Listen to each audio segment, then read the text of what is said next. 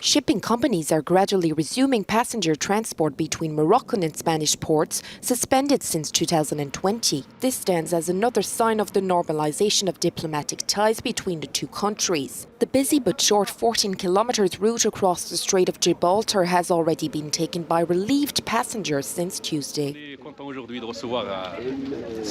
We are delighted to welcome the first ferry coming from Tarifa to the port of Tangier after a 2-year standstill.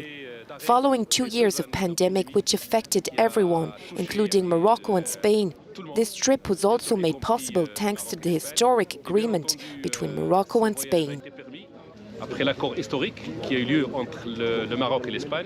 Moroccans are Spain's largest foreign community, with over 800,000 Moroccan people living on the Iberian Peninsula, according to official Spanish figures. I am very happy about the opening of Morocco's border with Spain. I can now come and see my family and spend Ramadan with them.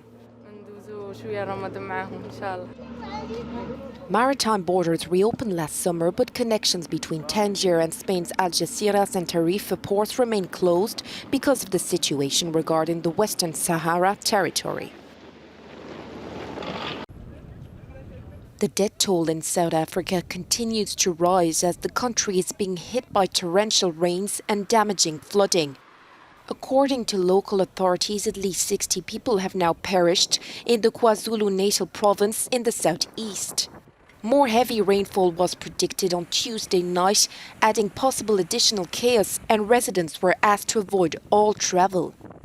Torrents have already cut off many roads, collapsed houses and bridges, submerged cars, and stockpiles of containers have been seen floating, including in the province's largest city, Durban. South Africa's army has been deployed to participate in rescue operations as residents, including school children, were trapped for several hours because of the rising waters. President Ramaphosa, who deplored a tragic event, is visiting the affected area this Wednesday.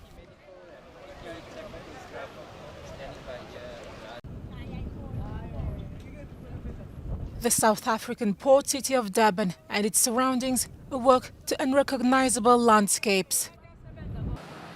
The authorities said on Tuesday at least 45 people died in floods and mudslides after rainstorms struck the KwaZulu-Natal province. In South Africa's second most populous province, mudslides and landslips shut dozens of roads, forcing residents to fight their way through. Last night, with the rain and the floods getting very heavy, the bottom of this bank gave way and caused the rest of the bank to give away, which caused the wall to give way, and now that is all across the road. The provincial premier told the media more than 2,000 homes and 4,000 informal houses or shacks have been damaged. Some truck drivers spending the night in their vehicle even had to flee for their lives. At around 3 a.m., I felt the truck shaking and I thought maybe someone bumped it.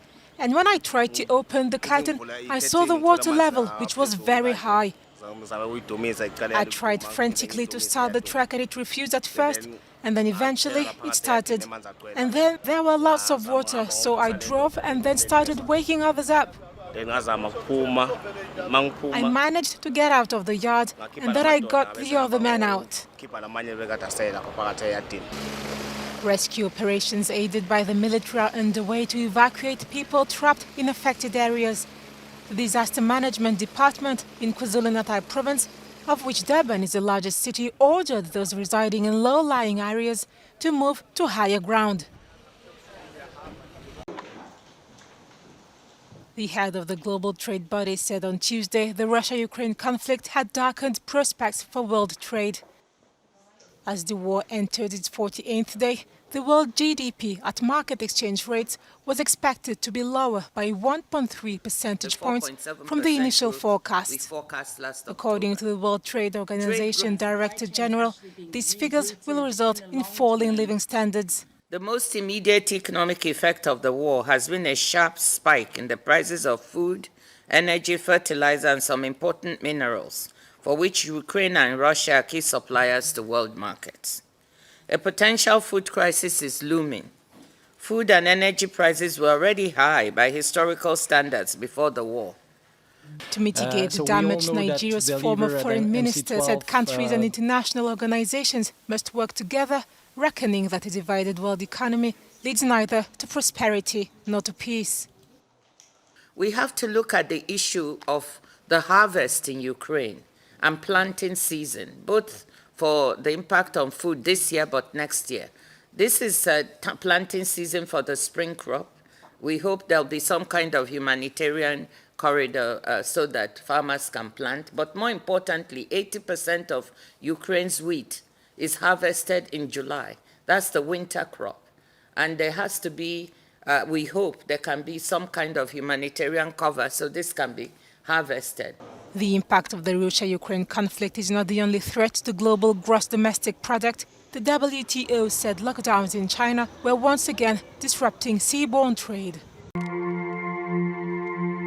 Anthology series Raw for Apple TV is the latest women-led project, with a star-studded cast including Nicole Kidman, who is also the executive producer, or actress Issa Rae. The series presents women going through experiences that would literally make anyone want to roar with frustration.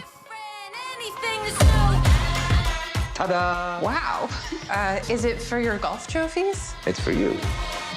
I love the concept of these like short stories that are sort of fable-like in nature, that give you an understanding of something that women have got to go through or have been through or do go through, but they set it up in such cool, interesting ways, and that these like physical manifestations that happen, whether it be a woman literally sitting on a shelf, and you're talking about a trophy wife, or a woman who can return her husband, like actually return him to the shop, or those kind of like this, her finding bite marks on her skin, the way in which the actual goings on and the conversations that we've had show up in real life. Yeah, just really, really cool. From the female character played by Issa Rae, who is ignored and ends up disappearing, some episodes have a surrealist touch, but all titles are pretty self-explanatory. You're not saying anything. Like women, we are very complex beings, and I think this show reflects that.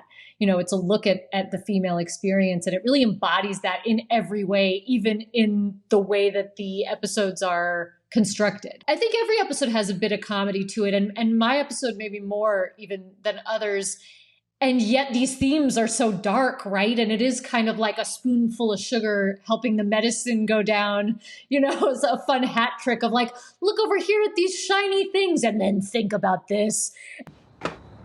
I made this sourdough. Why would I eat that? The series is based on the eponymous book by award-winning author Cecilia Ahern.